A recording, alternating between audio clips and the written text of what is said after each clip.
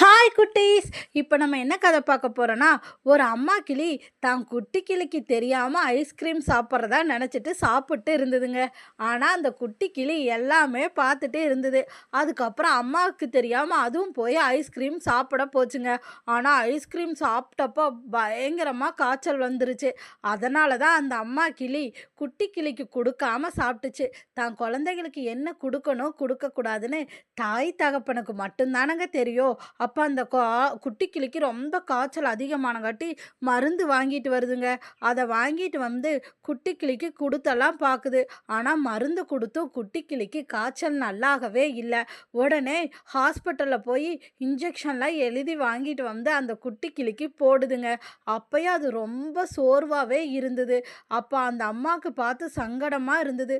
சுறுசுறுப்பாக ஓடி ஆடி பறக்கிற நம்ம குழந்த இப்படி உட்கார்ந்துருக்கிறத பார்த்து ரொம்ப சங்கடப்பட்டுச்சு.